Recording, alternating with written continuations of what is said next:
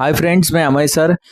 हम लोग partial differential equation के अंदर वाइब्रेशन ऑफ अ स्ट्रिंग के प्रॉब्लम पढ़ने वाले हैं। ओके, इसके पहले बेंडर-स्कीमेट, इसके बाद क्रैंक निकलसन के बाद हम लोग ये प्रॉब्लम लेंदी बहुत है, लेकिन ये प्रॉब्लम के अंदर एक ढांचा है, स्ट्रक्चर है, उसके हिसाब से ही बढ़ना है, कुछ भी नहीं है। हेल्प डेस्क जो है, जो मैंने यहाँ पे लिखा है, वैसे का वैसा हेल्प डेस्क इसके अंदर बनाना है। मतलब जो एक डेरिवेशन आता है फिजिक्स में, जैसे डेरिवेशन आता है कोई, हम लोग प्रिपेयर करके जाते हैं, वैसे का वैसा प्रिपरेशन करके जाना है इसके डेरिवेशन जैसे, और लास्ट में सम के हिसाब से आपको चेंज होना है। ओके, तो यहाँ पे आप देखेंगे तो आपको सम के अंदर का एक चीज ध्यान से देखनी है कि जो y की जो वैल्यू दी हुई है, या y दिया रहेगा या तो u दिया रहेगा, कुछ भी।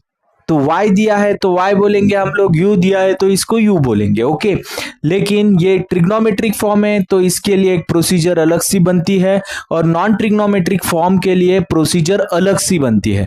तो यहाँ पे ट्रिग्नोमेट्रिक फॉर्म है तो हम लोग का 8 स्टेप के बाद इसकी प्रोसीजर अलग सी बनेगी। लेकिन up to the seven step मैं क्या कह रहा हूं, up to the 7 step, 1 to 7 step, सबके लिए एक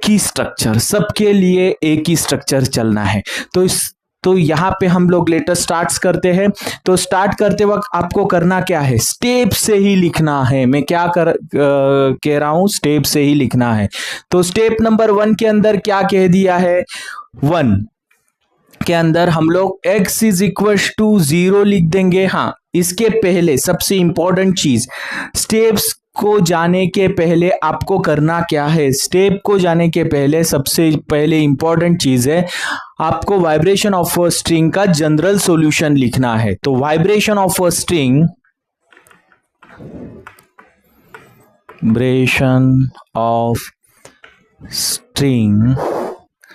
जनरल सॉल्यूशन। ओके, तो कुछ लोग इसको u भी कहते हैं, मैं इसको y, क्योंकि यहाँ पे y है तो y is equal to C1, just copy paste करना है, cos mx प्लस C2 के अंदर साइन चला जाएगा, साइन mx, ये x के लिए हो गया। ओके, जो दूसरा फॉर्म है वो t के लिए है, C3 cos CMT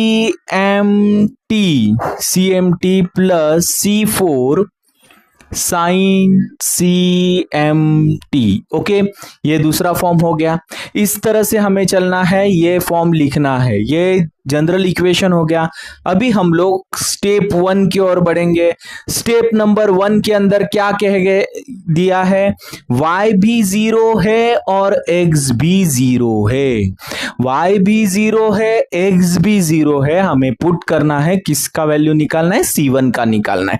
तो यहां पे आप देखेंगे y का वैल्यू में 0 प्लेस कर देता हूं, C1 cos 0 का वैल्यू हमेशा क्या आता है, cos 0 इज नथिंग बट 1 मिलता है हमें, और sin 0 हमेशा क्या मिलेगा, 0 मिलेगा। अभी ये अगर मैं पुट कर देता हूं, अभी यहां पे देखो cos 0 का वैल्यू हो जाएगा, क्योंकि x का वैल्यू मैं यहां पे 0 प्लेस करता हूं, तो यहां पे sin 0 cos 1 मिलेगा मुझे।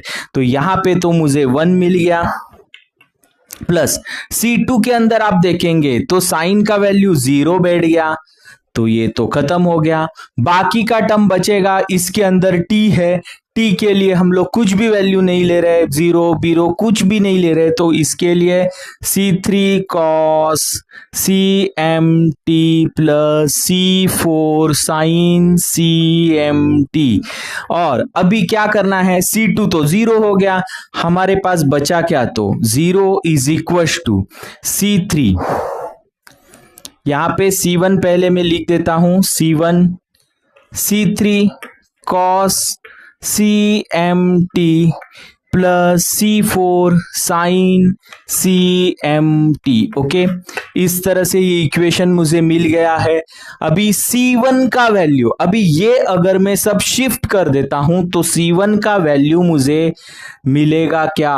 0। C1 का वैल्यू मुझे क्या मिलेगा? 0 मिलेगा। तो C1 का वैल्यू मुझे 0 मिलने के बाद सेकेंड स्टेप की ओर बढ़ना है। से C1 का वैल्यू यहां पे 0 मिल गया, स्टेप 1 खत्म हो गई। स्टेप 2 के अंदर हम लोग बढ़ेंगे। स्टेप 2 क्या कहता है? C1 is equal to 0। C1 is equal to 0 in general solution में पुट करना है।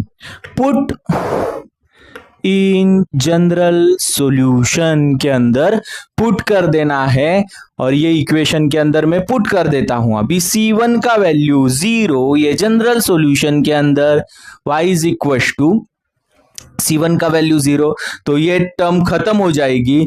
बचेगा क्या? C2 sine mx C3 cos CMT plus C4 sine CMT। इस तरह से इक्वेशन मुझे मिल चुका। ये इक्वेशन मिलने के बाद यहां पे क्या लिखा है? Mark equation as a 1। तो इसको इक्वेशन नंबर 1 करके मार्क करके देना है। अभी इसको मैंने इक्वेशन 1 मार्क किया है, यहां पे देखो, इसको मैंने इक्वेशन 1 मार्क कर दिया है। तो अभी आगे वापस से मुझे बढ़ना पड़ेगा। ओके, तो यहां पे देखो हम लोग क्या करेंगे, ये मार्क किया है C1 is equal mark as a 1। Step number 3 की ओर बढ़ेंगे। स्टेप नंबर 3 के अंदर है क्या? 3 के अंदर क्या है? देखो 3 के अंदर हम लोग बढ़ेंगे। 3 के लिए इक्वेशन लिखने के पहले वहां पे कंडीशन क्या दिया है? इक्वेशन नंबर 1 जो है, मतलब हम लोग का ये इक्वेशन है, इसको डिफरेंशिएट करो T से। डिफरेंशिएट करो T से। T से डिफरेंशिएट करना है, तो मतलब इसको T से डिफरेंशिएट करना है, तो y delta y upon delta T is equal to C2 sine mx। Simple है इधर तक, क्योंकि इसके अंदर तो x है, इसको डिफरेंशिएशन नहीं होगा, लेकिन ये दोनों को डिफरेंशिएशन होने वाला है। तो यहां पे C3 cos CMT, और ये कॉम्पोजिट फंक्शन हो गया है ये इतना। तो इसको अगर वापस से डिफरेंशिएट होता है तो आपका आगे क्या आएगा? CM आगे आएगा, T का डेरिवेटिव 1 मिलेगा आपको। वापस से C4 साइन का अभी कॉस का डिफरेंशिएशन क्या होता है? कॉस का डिफरेंशिएशन साइन, यहां पे गलती से मैंने कॉस ही लिखा था। ओके, यहां पे अभी साइन का डिफरेंशिएशन क्या होगा? कॉस CMT, और इसका वापस से डिफरेंशिएशन होगा, इसको कंपोजिट रूल यूज करेंगे हम लोग यहाँ पे। तो ये हो गया आपका CM। इतना तो आपको आगे लिखना पड़ेगा। इसको अच्छे से लिखता हूं, delta y upon delta T is equal to C2 sine mx। अभी यहां पे आप देखेंगे तो मैं CM को बाहर निकाल सकता हूं, तो यहां पे मैं CM बाहर निकालता हूं, यहां पे माइनस साइन रहेगा, C3 sine CMT plus C4 cos CMT। Okay, इस तरह से मुझे ये इक्वेशन मिल चुका है, लेकिन ये इक्वेशन के अंदर कंडीशन क्या दी हुई है? T को 0 करना है, तो मैं यहाँ पे T इज इक्वल टू क्या कर देता हूं? 0 कर देता हूं। तो T अगर मैं यहां पे 0 कर देता, T 0 है, और इसके साथ delta y upon delta T also 0। तो यहां पे इसको भी 0 करना है, तो ये हो गया आपका delta y upon delta T also 0 इसके बाद अगर मैं ये इसको 0 पुट कर देता हूं यहां पे, 0 is equal to C2 sine mx CM अभी यहां पे देखो साइन के अंदर इसके अंदर 0 बैठ जाएगा तो C3 साइन के अंदर इसके अंदर 0 बैठने के वजह से ये वैल्यू तो 0 हो गई। इसके बाद प्लस C4 cos 0 के अंदर अभी यहाँ पे 0 बैठ जाएगा तो cos 0 की वैल्यू मैंने यहाँ पे क्या लिखी है 1, तो यहाँ पे 1 मिलेगी। ओके, इस तरह से ये इक्वेशन मुझे फॉर्म करके मिलेगा। तो यहां पे तो ये कंप्लीट खत्म टर्म, बचेगा क्या C2 into C4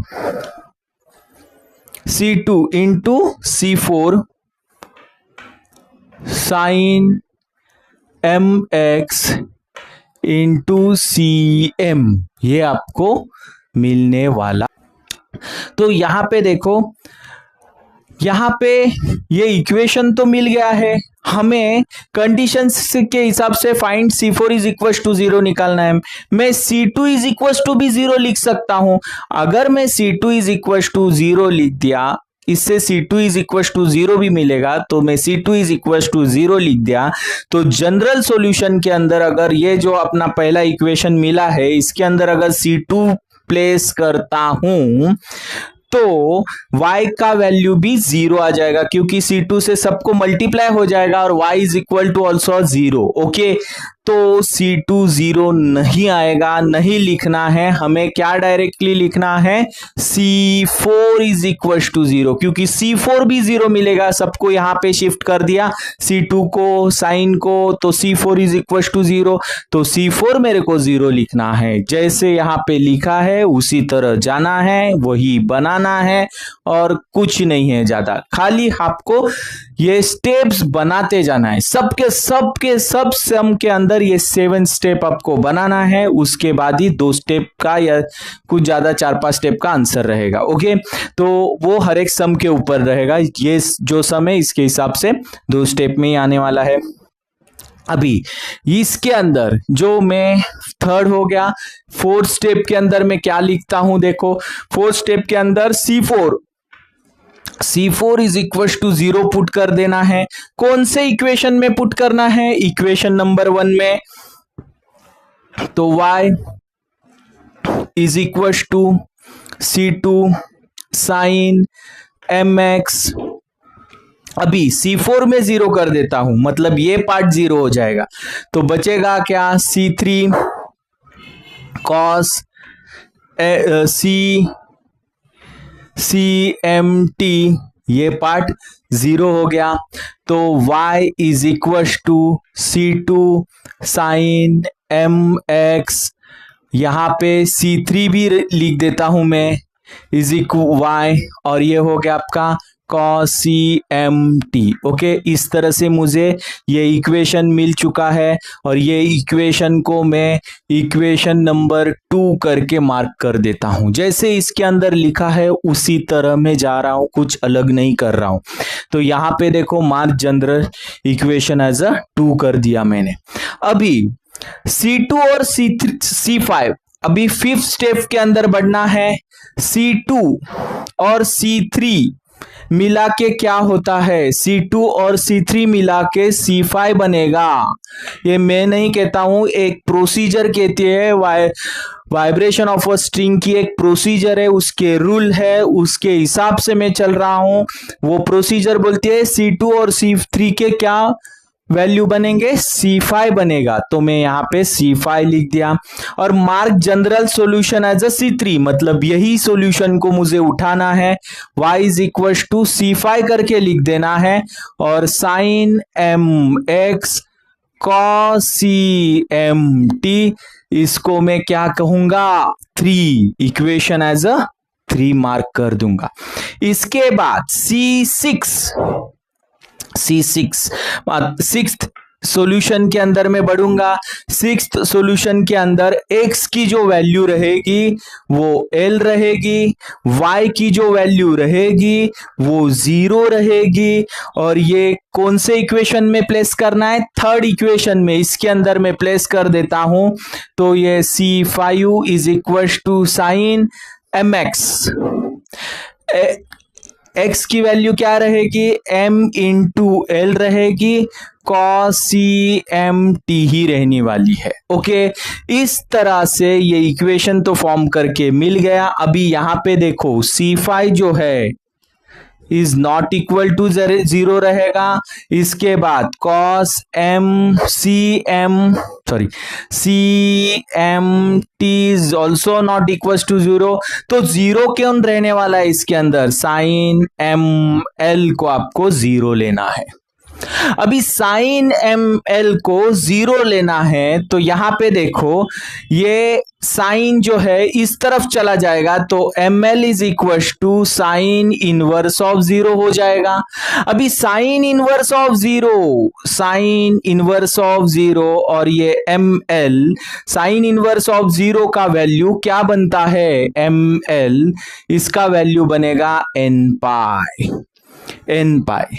okay, sign inverse of 0 का वैल्यू n पाई होता है। ओके, और साइन इनवर्स वैल्यू आप कैल्सी में प्लेस करेंगे तो भी 0 मिलेगा, लेकिन आप अगर देखेंगे 180 2 पाई इस तरह से, मतलब ये ऐसे चले जाएंगे, ये आपका 0 हो गया, ये आपका 180 हो गया, ये 270 ये आपका 360 हो गया। ये पोजीशन के अंदर साइन का वैल्यू क्या बनेगा, 0 बनेगा, इसलिए ये पैटर्न में मैंने इसको ले लिया है। ओके, समझ में आया? नहीं तो आपको समझेगा कि साइन इनवर्स ऑफ 0 का वैल्यू तो 0 आता है, सर ने क्यों n पाई लिखा, तो n पाई लिखने का रीजन मैंने बता दिया है। ओके, तो यहाँ पे हमें जो वैल्यू चाहिए वो किसकी चाहिए, m की चाहिए, तो यहाँ पे लिखा है मैंने n pi upon L। Okay, ये वैल्यू मैंने निकाली है। अभी जो 7 स्टेप है, 7 स्टेप के अंदर हमें कुछ भी नहीं कर